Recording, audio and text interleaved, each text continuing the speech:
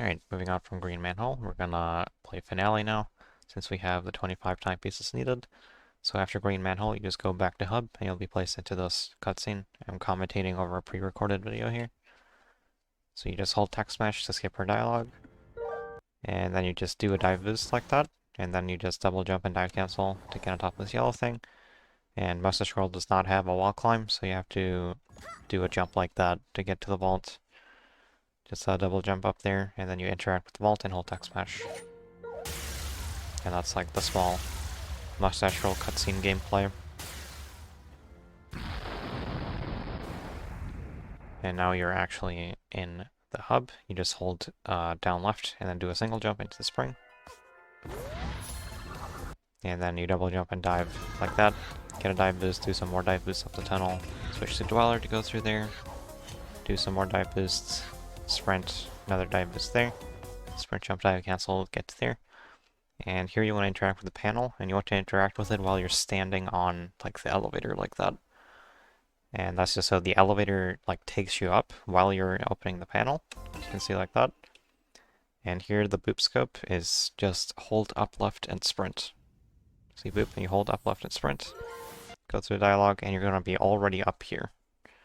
So that's pretty nice. It lets you just basically skip the elevator completely. It'll just take you immediately up here. So now you're just going to do this little puzzle. It just checks basically that you have the hats required. So you just switch your Dweller, go to the button. And here you're going to skip the ice hat part by just climbing the Dweller block and then doing a double jump and a dive cancel like that. If you miss the button, just switch to the ice hat and take it up there. And then you switch to your brewer and destroy the blocks. And then switch to your sprint hat. Then you just get to the telescope. And you enter the level. So, this level is extremely cycle-based. It's like 2.5 minutes long as well, until you get to the fight. So you basically, like the start here is very straightforward. You can kind of just do some jumps and dive boosts. You can do a dive boost off up there, interact with the door as soon as you can, and do dive boosts up here. And here you only want to do 3 dive boosts, and then you want to sprint into the door. You don't want to dive into this door, because if you do it kind of like this door is weird, and the transition out of it will like disable your dive for a bit if you dive into it. So you just want to sprint through it. And then dive once you're in here. Then you can dive again. Here's just 4 dive boosts into the hook shot. And here, if you're on cycle, this cycle is going to be the same every time. It's global, so if you're fast enough here, you can get on this pillar, and if you're like very fast, you'll have to wait here a bit like that. And you're trying to get to the 3rd pillar here as it comes up, basically. And then you just sprint jump off of the 3rd pillar into the level like that. And that'll warp you up here. So the flamethrower here, that cycle can be different depending on how quickly you got here. And you just have to navigate that however you can. And you switch to the ice hat and take the platform. Switch back to your sprint hat, dive boost and sprint jump off to the right side like that. And go as far forward as you can. It'll warp you up here. Then you just react to the cycle in whatever way. Do some dive boosts here. Sprint jump into this hook shot. And on this hook shot, you kind of hold right as you're on it, and then you dive off of it. So you dive boost off of there. That's the best movement there. And you just do some dive boosts here. This cycle might limit you a little bit. You might have to do like a jump somewhere. Here you just go to the left of the cycle to avoid it, and then take the hook shot up. And here you can grab this health. Yeah, it's just like safe health pods, safety health. If you're a gamer, then you don't need that. You can just skip that and go immediately forwards. You just jump to this, and then jump over there, skip the Dweller thing. You can dive boost to this part. You can sprint jump and get a dive boost like that. Go over there. This cycle's very awkward to deal with, so just jump around it as the best you can. Take these hook shots. Sprint jumps here, and here you're gonna try to use the Dweller hat to get through both of these obstacles at the same time. So you just sprint jump off, And then you kind of want to switch your hats while you're diving, like while you're moving. If that's uncomfortable for you, then you might want to use your hat wheel for this, just to give yourself more time to adjust to it. And then you just kind of dive, and you dive cancel, and you activate your dweller. And then you just do 2 dive boosts, and you will make it through like that. And then you just switch back to your sprint head. And you want to make it to the left here, and you're going to skip this owl sequence by just getting on this side. And then you just do a double jump and a dive cancel. And you want to make sure this vault is neutral, so you go neutral as you vault, so you don't overshoot and like fall down the other side. And then here you can sprint jump or double jump dive cancel if you want to play it safer. Dive cancel to land over there. It's a little bit tricky with the hammer cycle to like land underneath the hammer on top of this thing. And here you can just jump immediately over here and take the spring. You want to jump as soon as you can here because this cat, you can see the paw prints on the ground. There's an invisible cat that will smack you if you're standing there for too long. So you're gonna dive on the spring as soon as you can. And then you just take the spring up and you use the height of it to double jump and dive cancel up this wall. You can do like a very late like sprint jump and coyote frames there and then get a dive boost like that here. And this cycle, like, this is a pretty good cycle I got here. But this cycle might be very awkward for you and you might not be able to get a dive boost here. Then you just do a sprint jump and a dive boost into these balloons to carry your momentum and skip the hook shot. And these hammers can be pretty awkward. If the left one is like about to come down, then you don't want to do it like this. But if the left one is just kind of up and it's not about to come down, then you can skip landing on this and just dive cancel up the left, like up the wall there. Do not have to worry about the hammers. And you can pick up those health pods there for safety if you need them. And then you just dive boost this hook shot. Navigate this cycle. Jump over here. And here you can actually use these hammers. If you wait for the cycle, you can land on this first hammer, and then sprint jump and dive and slide off of the third hammer, and then dive on the ground like that. And you don't have to do that. It just saves a little bit of time. And here you just dive boost in a straight line, because the volume you're trying to hit will put you into the center, so just dive boost straight. And see, it teleports me to the center when I hit it. Then you just do one more dive boost and sprint up to Master Scroll. And that is the movement, the platforming section of this level. So that's a lot of movement, that's a lot of things. If you want to watch like how that looks uninterrupted, the uncommentated video is the exact same one I'm commentating over right now. So the next video in the playlist is just the uncommented version with no interruptions. So you can watch the movement there. But for the fight here, there's a lot of things you can know about this fight, but I'm going to try to keep it as condensed as I can. So first off here, you just use text match to skip her dialogue, and then you walk towards her as she starts, and then start sprinting as soon as she teleports, like that. And you can try to react to where she teleports and hit her early like this. And during this section, you need to hit her 5 times, and every time you hit her, you want to like either spam your attack button or time the hits like I do. You can see on my input display here. If I go back a bit, if you look at my input display, the square button is my attack. So you can see I like time the hit here, 1 and then 2. You can try to time it like that with a buffer, or you can spam it if you don't like timing it. But the point is you're trying to get multiple hits in, because for a lot of her attacks, she like kind of stands still right before starting them, and you can get in multiple hits. So you can get like up to 4 hits in a row like that if you're lucky. But that's basically what you're going to be trying to do. So here you just wait for it to come down, and again you just try to get multiple hits. I'm getting kind of unlucky here. You can see I always try to get in another hit before she teleports away. And then like after you get 5 hits, you'll just be sent into this cutscene. And this cutscene is just waiting around, just try not to get hit. If you jump in the air, that'll avoid like the attack completely, no matter how close it is to you. And here you switch to your brewer hat. This phase is 6 hits. And in this phase, you're just going to be hitting her, and if she goes in the air, you're going to follow her into the air with a double jump and hit her with the brewer. So the first attack is always the teleport. You just wait for her to do that. Something you can also know is she will never do the same attack twice in a row. So here she's in the air, so I double jump and throw the brewer at her.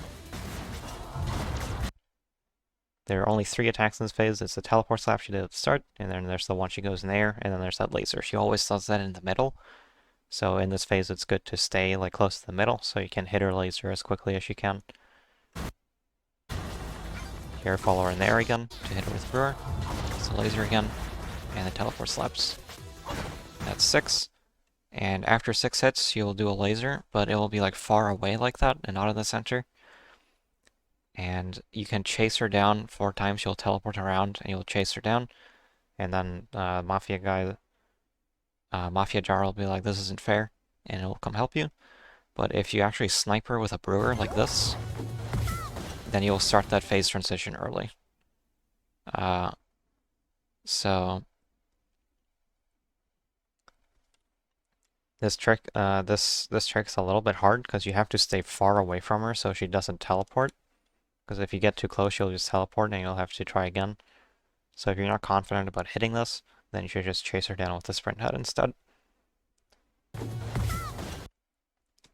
So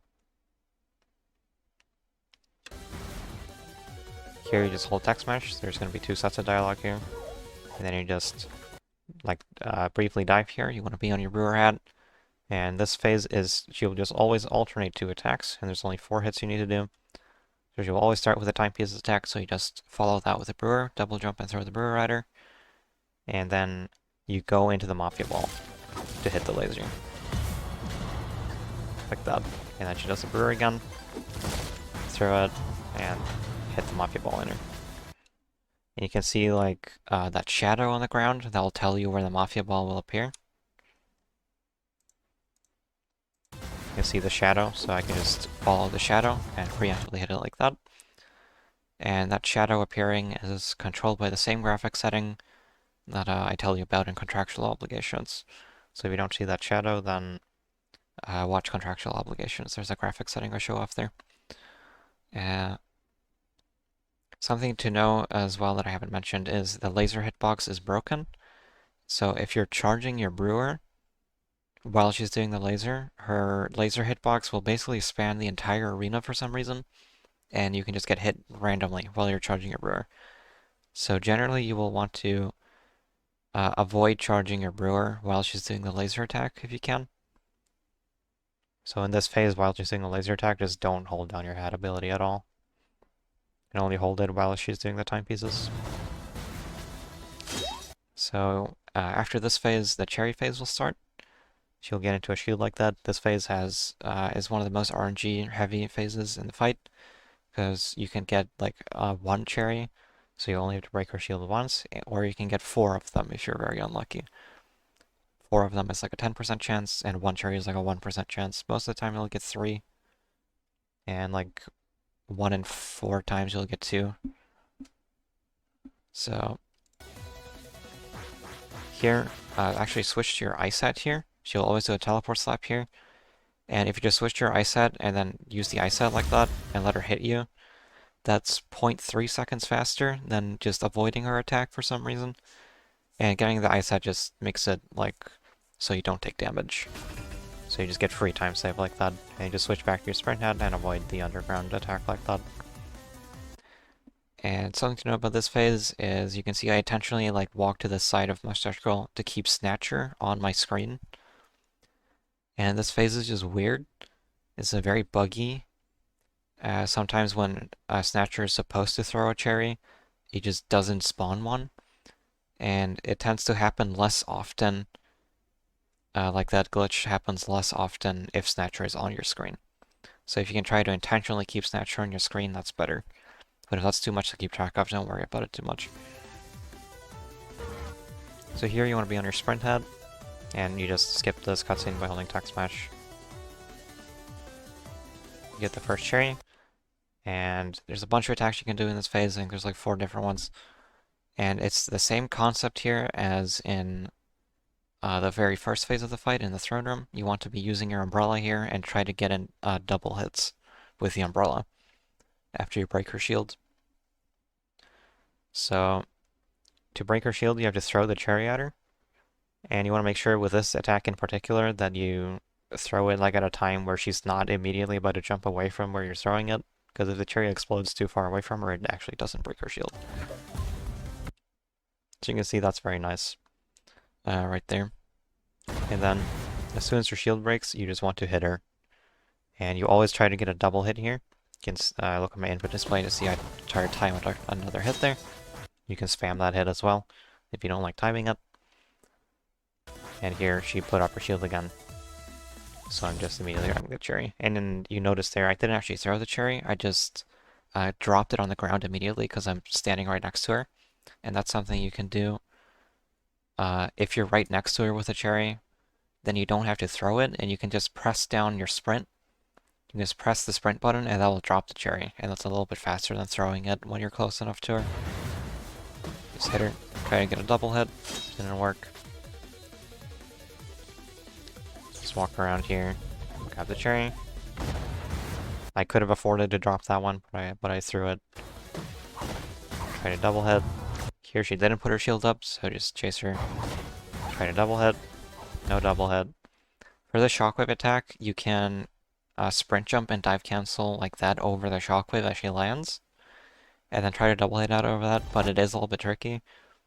You can see here she was like literally about to jump away from me, so I just barely made it in time. So if it's hard for you to get a double hit out of this specific attack, then you can just homing attack her and not worry about it. But yeah, try to double hit here, and I didn't get one. So I went for a bunch of double hits there, I don't think I got any, but you always want to try because it is possible to get one. So while you're waiting for the next phase to start here, you just get in the middle and switch your brewer head. And this is just a giant cutscene, so you just hold down your text smash while you're waiting. I'll just skip past it. Here. There's a little bit of text here at the end.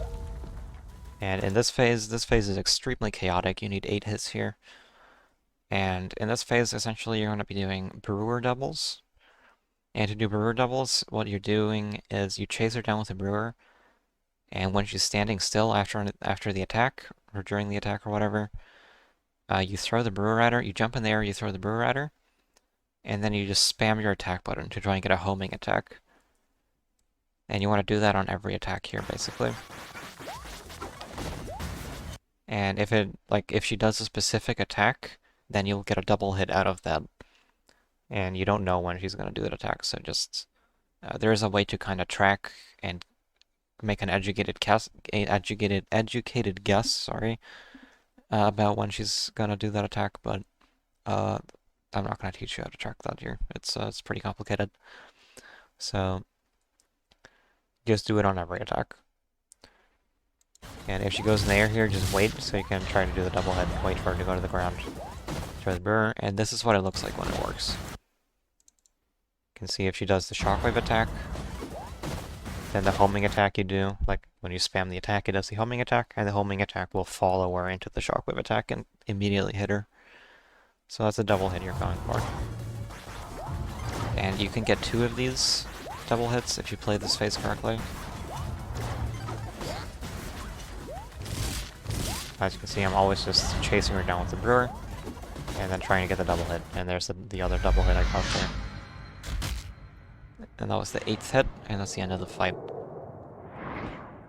Here the timepiece spawns in, and then you just switch to your sprint head, do a dive boost, and sprint jump into the cluster. Just like that. And that is the end of the run.